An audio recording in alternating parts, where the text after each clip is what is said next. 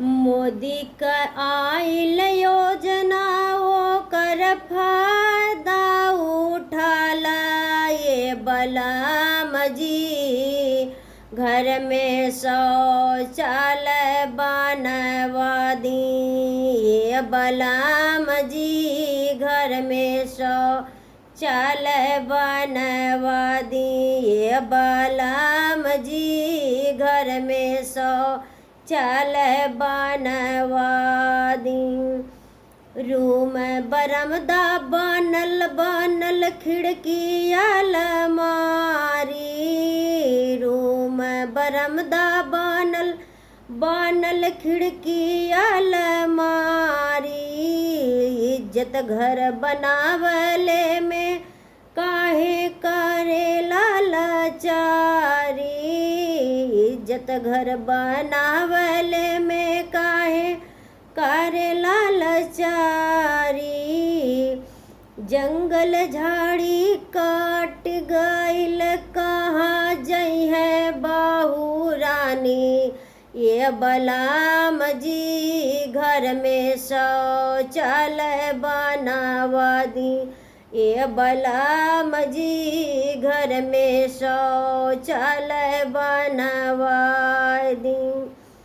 मोदी क आइल योजना ओकर फायदा उठा लिए बलराम जी।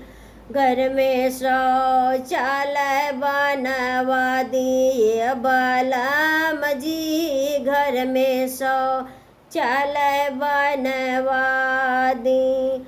लाज बड़ लागे सैया बदला विचार हो। लाज बड़ लागे सैया बदला विचार हो। दे के रुपया सहयोग करत सरकार हो। दे के रुपया सहयोग करत सरकार हो।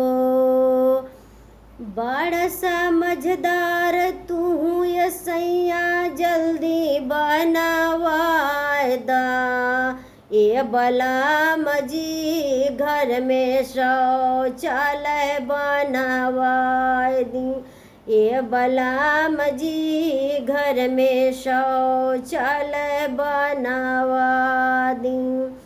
मोदी क आइल योजना ओकर फायदा उठा लिए बलराम जी।